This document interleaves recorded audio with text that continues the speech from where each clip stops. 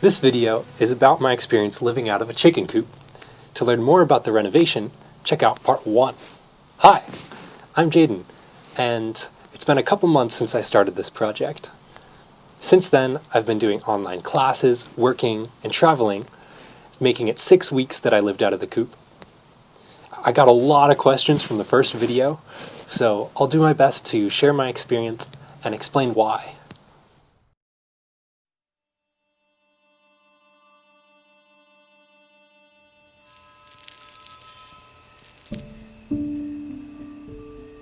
This is it, night 1. I'm pretty excited to be in here.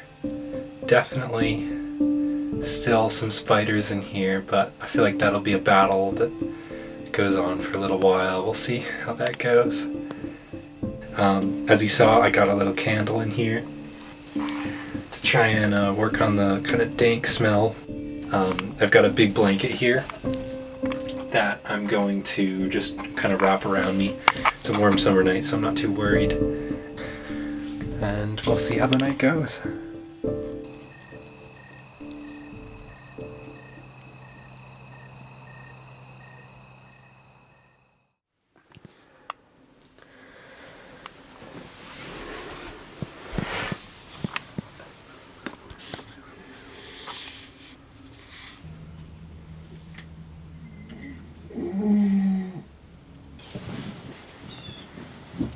The first week was fun. I was experimenting with how close can I get to camping without all the struggle of camping. I was also experimenting with how far I can reduce my personal space while still feeling happy. In the future, I want to explore traveling for cheap around the world, and having experience with reduced belongings and space can really help me get a good feel for what that could be like.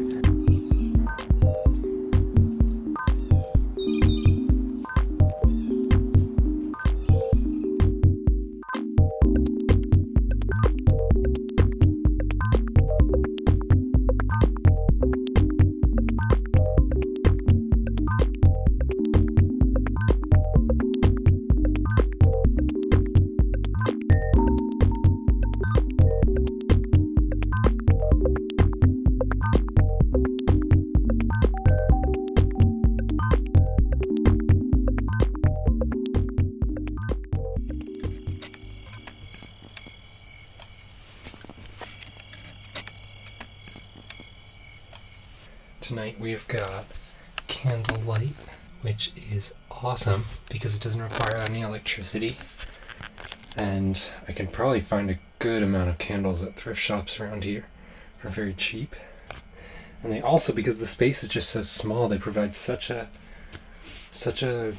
beautiful light. Today I took a little nap, felt great the rest of the day, and we're starting in on night 2. It was kind of a bummer walking down here and opening the door because I was excited to come in, but I just smelled and it smelled kind of funky. Today I've been having some allergies, which has been kind of a bummer because I'm allergic to mold and feathers and dust.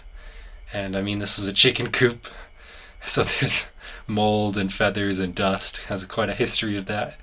Should have said this earlier, but the door over here, actually there's no way to close it from the inside, so it's just closed as much as it can be.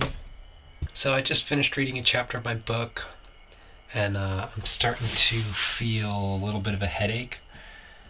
Could be from the funky smells going on in here. So I'm gonna blow out the candles so bugs don't come in and open up the door, and we'll see how it goes.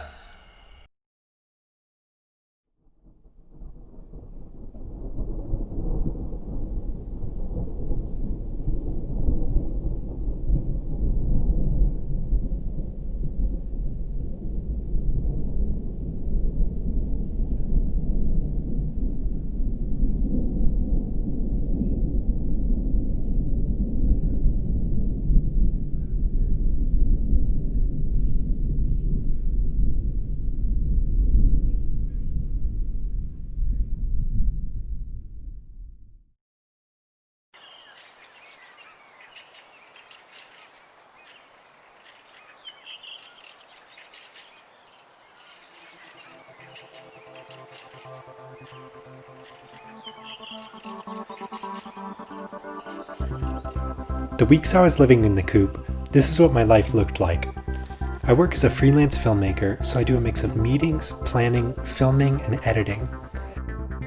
On top of that, it was a lot of hanging out with friends at their place or outdoors. I'd say I probably spent a good 10 plus hours on average in the coop every day between working, reading, and sleeping. Another purpose of the coop is to experiment with modular living.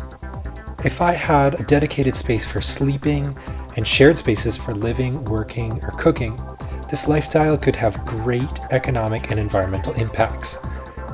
It can also naturally yield a closeness with nature and a very crafty lifestyle.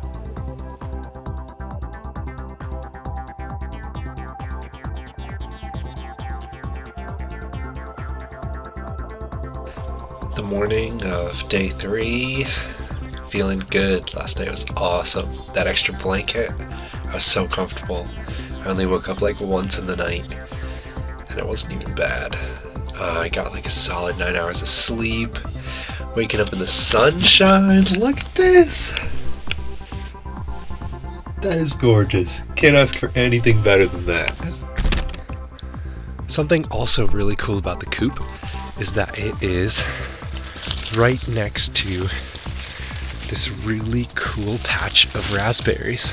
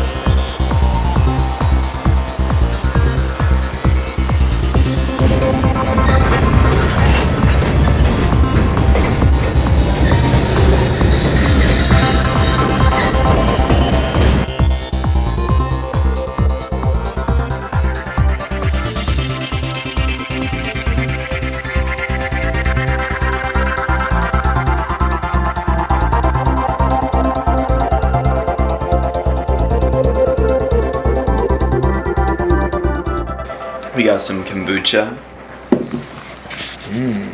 We got some sun-dried tomatoes. We got some plant-based sausages. Mushrooms. Oh, and pasta too. Oh, and I forgot about this too. Duh. Oh, you thought we were just gonna eat this? Silly. We're actually gonna make some Alfredo sauce with it. Put them all together, man. It's gonna be one for the history books.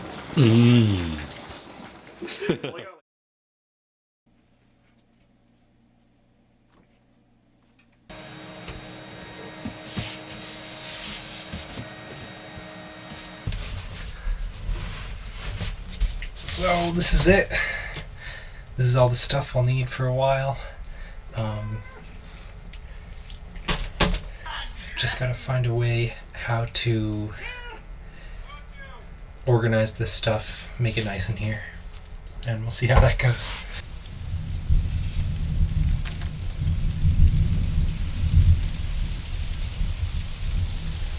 That's not good.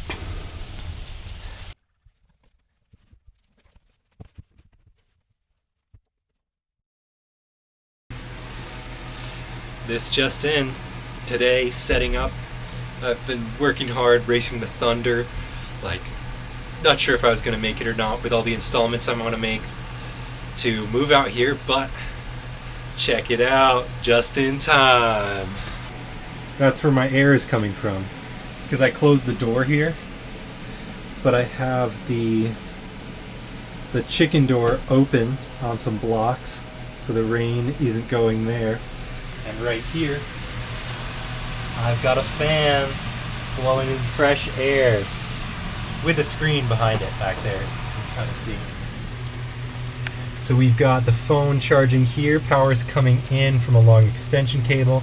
Comes through the screen back there. We've got a power strip. We've got a light going. We've got my library right here. And my computer, water, personal stuff. I can get more water from the hose. Clothes. All the stuff I need for editing and my camera stuff. And then down on the base level, back down here, we have the furniture, which is my bedding and my chairs and my lounge.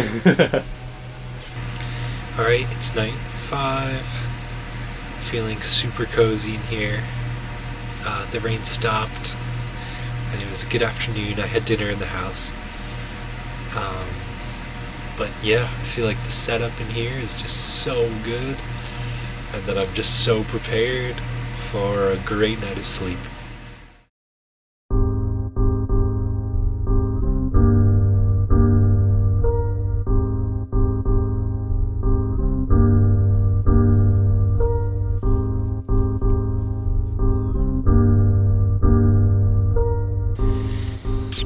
It's morning 5. I just woke up because it's so cool. Like, last night, solid with all the systems. Couldn't have been a more comfortable night. It was great.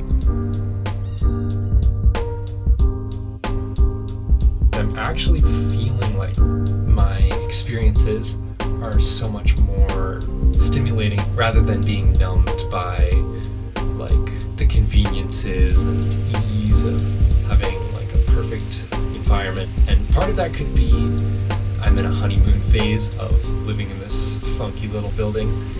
And the flip side of this perspective is that if you're sleeping on like a super comfy bed, then yeah, that's exactly the point, is you don't want to like feel the ground. Now every day I wake up and I feel like already I have some of that connection with nature and some mindfulness and some grounding alone time where I can focus on some things that aren't work or aren't friends, things like reading books. And so already I start my day with those like sort of good feelings.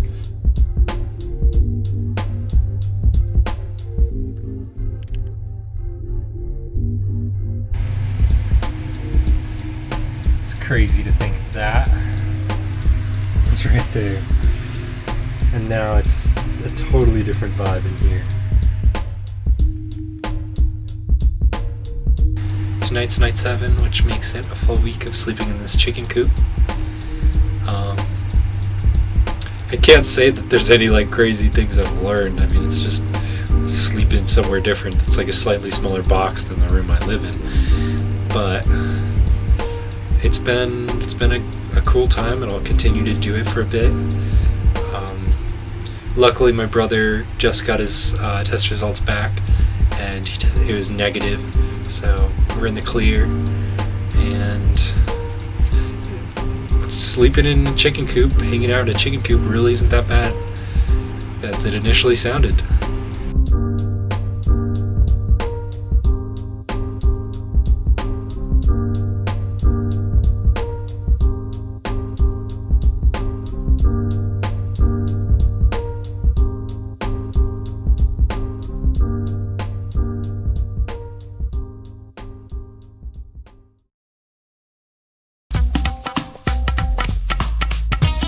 Tiempos pandemicos! Traveling to Costa Rica for ultra cheap during a pandemic.